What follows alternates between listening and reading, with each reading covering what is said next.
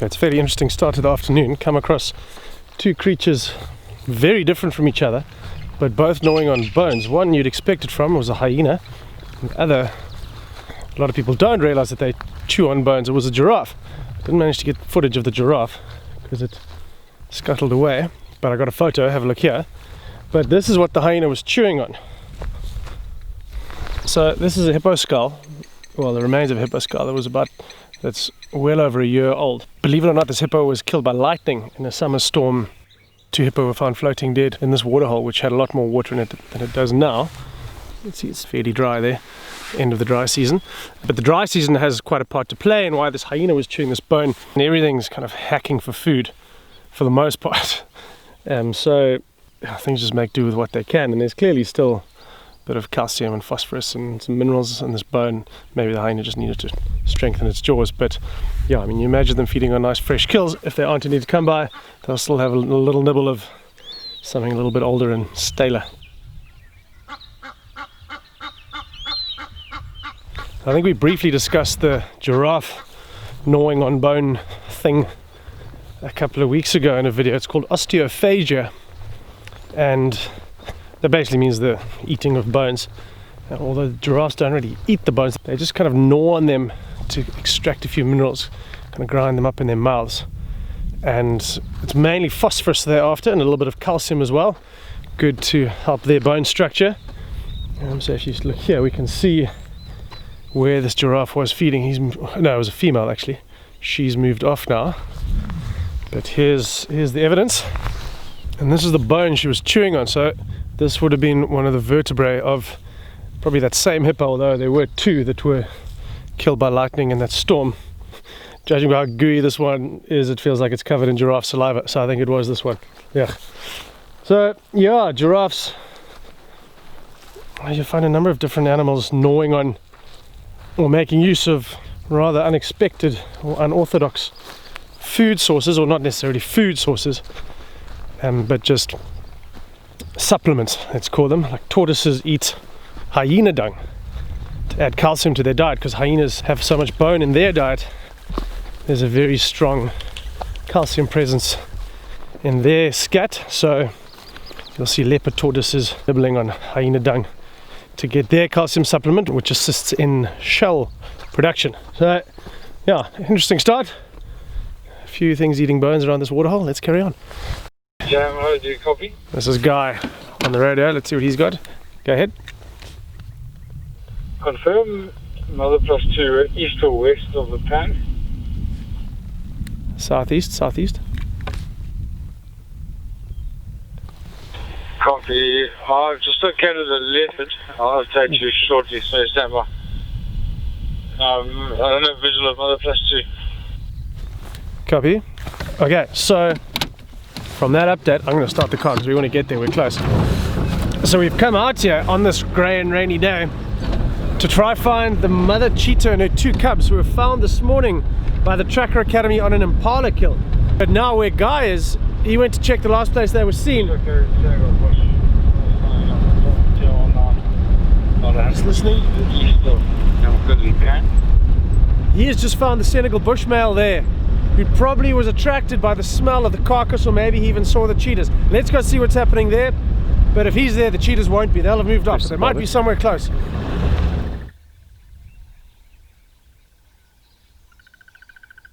Alright, so the Senegal Bushmell, he's here. The cheetah kill was about 50 meters that way, but if he's here, they're not going to be here anymore, that's for certain.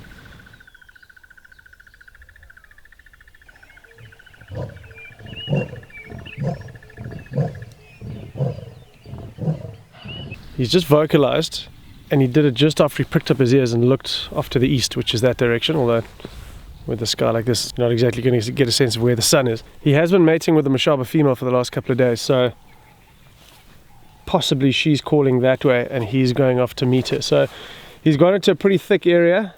Yeah, look, I think the cheetahs are long gone, given that he's here. The mother with her cubs would have just led them out to somewhere safe.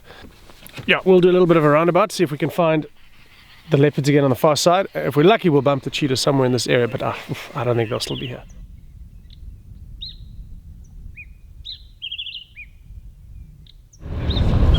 So we're ashamed to say we are running for home. We have thrown in the towel.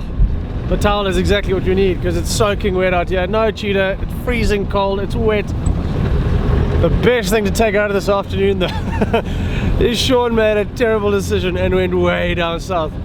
And he's got a long drive back in this rain that's come in now. But he's got a good half an hour of this misery. Guy and I are about 2 minutes away from camp. And warmth and dryness. So, sounds a bit malicious, but we're going to have a chuckle. Anyway, closing down. It's getting dark soon anyway, and we'll pick it up tomorrow.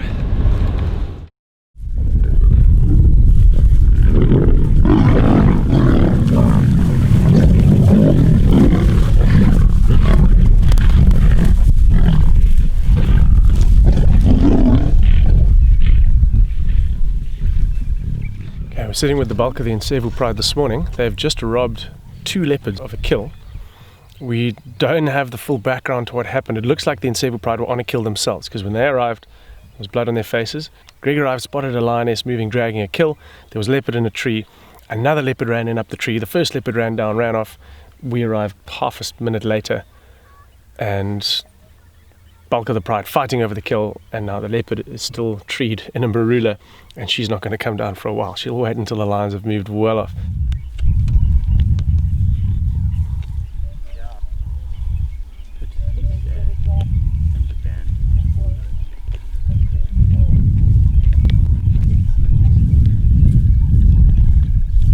From the looks of it, it's the Plaque Rock female, and we didn't get a good look at, we didn't actually see the second leopard. Greg saw her just before we got there. He thinks it was the Ntsevu female, which makes sense because they're mother and daughter, so there'd be a little bit of aggression between them, but not too much. There'd be quite a bit of tolerance.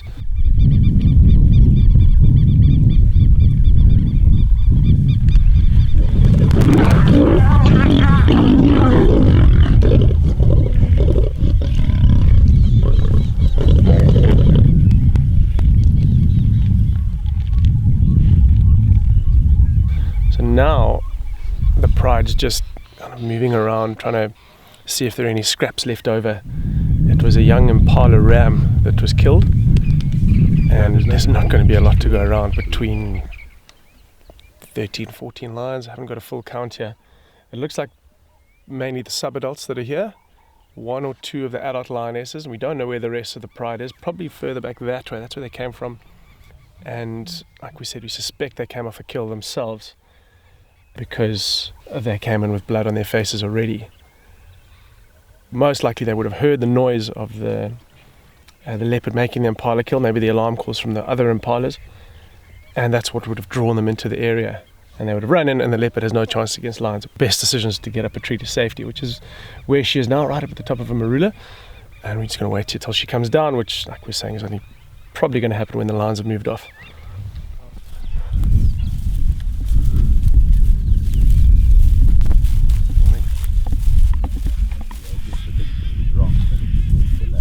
Yeah.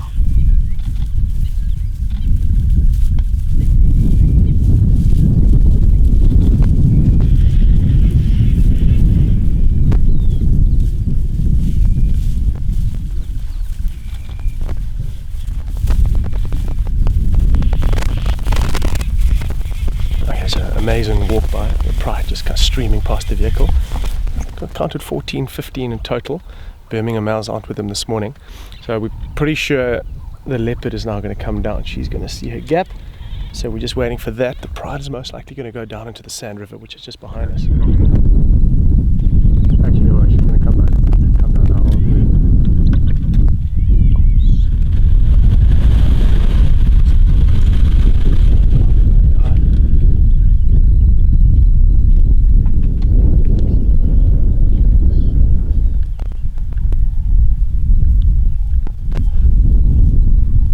Yeah, and that's that. The lions have moved off, leopards moved off, everyone's gone their separate ways, and so shall we. I think it's a short, very sharp bit of action for the morning, half an hour of high intensity.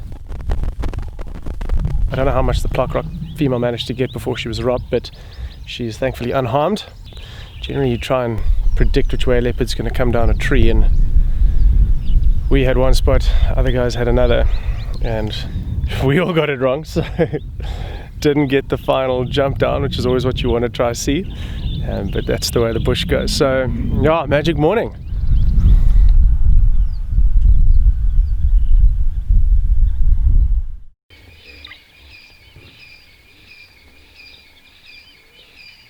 Right, it hasn't yet gone sunrise, and on the road in front of us we've got a large herd of buffalo just lying up for now. This in itself is quite a rare sight because we're right by the river close to the Londolozi camps, and I think in 10 years of being here I've never seen a large herd of buffalo in this spot. I mean, they move around a lot, but for some reason here is not a place I've ever known them to be. I think it's probably largely due to food availability, what species of grass are available around here, what volume of grass is available around here. They follow food resources and move around accordingly.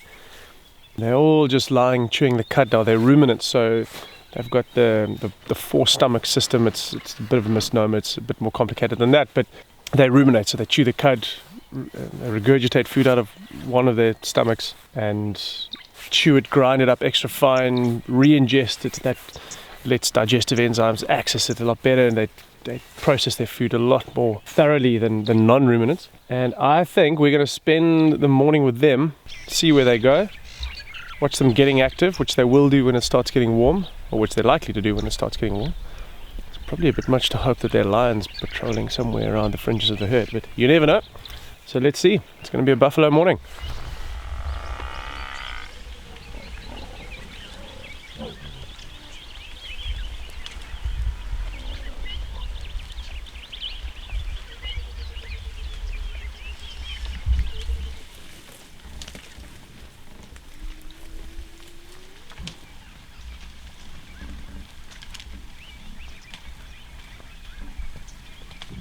Alright, they've gotten on the move. It's just what we expected, but they're in a bit of a thicket at the moment, so it's pretty hard to get a good view. But the direction they're heading is towards a nice open clearing, so we anticipate them coming out there at some point in the morning. We'll just stick with them slowly. Often what they'll do is feed a bit and then go for a drink later in the morning when it starts getting hot. The river might be a good bet for them, or a water hole. There are a couple of big ones up the hill, and there's not too much water in them though, because we're right at the end of the dry season, so it'll be interesting to see where this herd heads.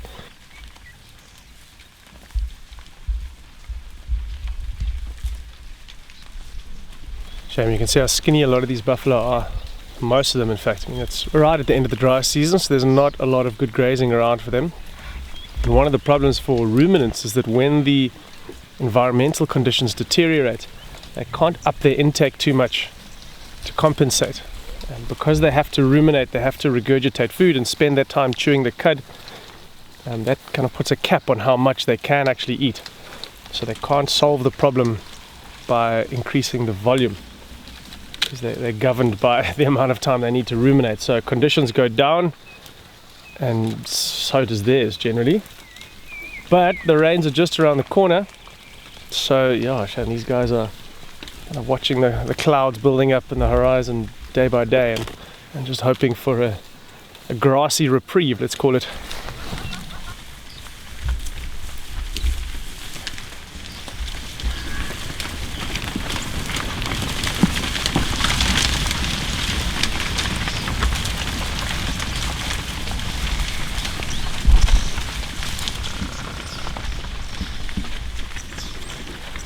Yeah, something clearly spooked them there. Just briefly, kind of turning and looking back over their shoulders, the kind of fright they get when they smell lions, but no sign of lions for us. Maybe something in the thickets. We'll go and have a quick look. But often when they're feeding in areas where they can't see too well, they get a fright easily, and now they've kind of regrouped and not looking too worried. So don't think there's anything, but we'll go and have a quick look.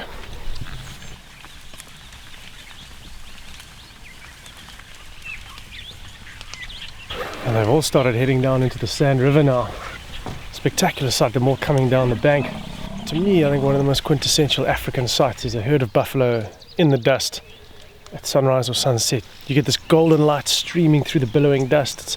It's magic, and especially with animals like buffalo, you know, where there's a big herd, there's noise, there's, you know, pushing and shoving and feeding, and there's so much going on. it's a pretty overwhelming sensory experience. So this was special. Now that I think they're going to make life quite tricky for us. This is a difficult area of the Sand River to access, so we'll get a kind of bird's eye view from up on the bank here for a bit. But if they do move towards the middle channel, it might be tough to follow them.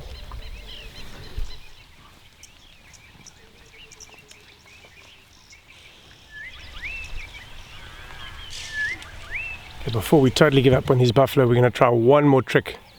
There's a spot that I think Guy and Pete managed to get into the river a couple of months ago, and they found an amazing open place where elephants were drinking. I think the herd might be heading there. So let's loop around, see if we can get them coming for a drink. If not, close the book.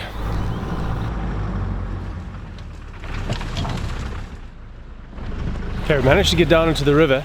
This beautiful little beach, rocky area that we actually came on a walk to a couple of months ago. I'll post a link down below.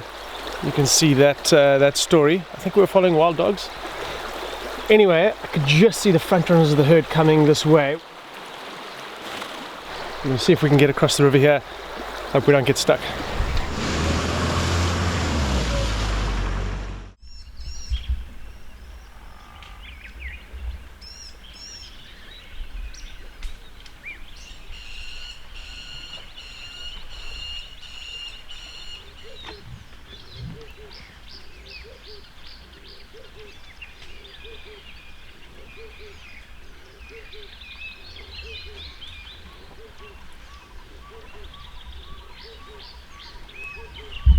Oh wow, that was well worth the gamble, potentially getting stuck. It's the most beautiful little secluded area here. It's like a little private viewing. No, that sounds a bit dodgy.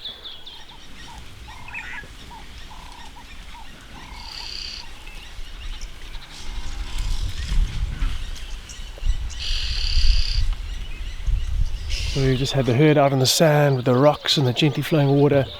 I mean, this is like Africa at its finest. They're moving back into the thickets now, so I think that view is closed for the moment, but they might even come down here this evening again, depending on how far they move.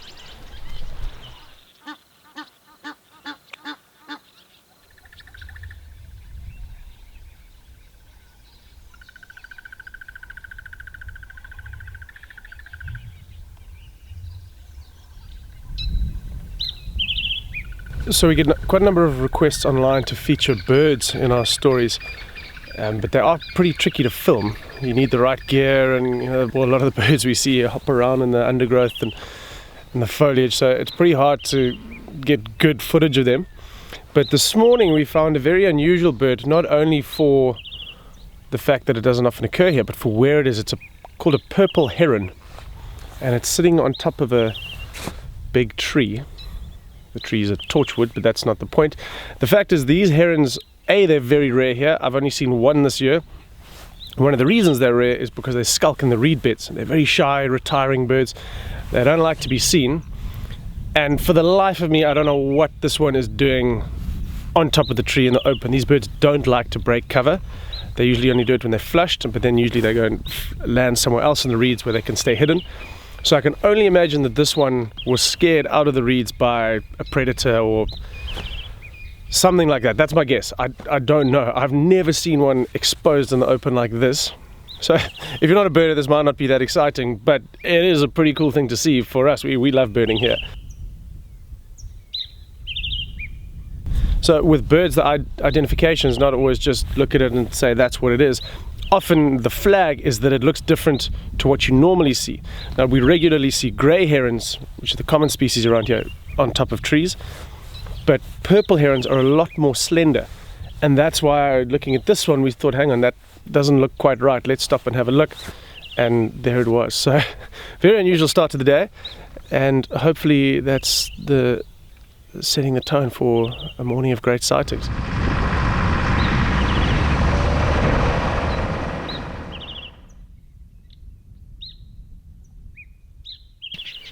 We thought just before it got dark we'll come and have a quick look at the Makamsava den, and she's here. We had to look hard before we saw her. She wasn't in her normal spot. She's, I think, hunkered down out of the wind. Well, the wind stopped now, but she's got a little secluded nook in and amongst the boulders. We've had to go right around the far side. shows what a normal, I don't want to say normal because it's rare, but it's a more likely leopard den view is like. It's like this, it's tricky, it's long distance. We're looking through a whole lot of tamboti trees, and it's certainly not like it was the other day. I mean, the first time we saw these cubs at this den, we were so spoilt. We had them out on a rock in the golden sunlight. Now it's grey, it's hard to see them. We can see some little heads moving around. Don't get me wrong, it's incredibly special. But this is more the kind of thing we'd expect with a den, very hidden, very secluded, and hard to get a view of the cubs, which is kind of the whole point of a den. It keeps them hidden, keeps them safe. So, yeah, I don't think we're going to be here too much longer. The cubs came out together and clambered over their mom, and they used her as a bit of a jungle gym. Now it looks like they've gone back inside. It's getting late, it's getting cold. So we'll leave them be, but amazing. Great. But it's great to know they're still here, they're still safe. Still too happy and healthy, so fantastic news.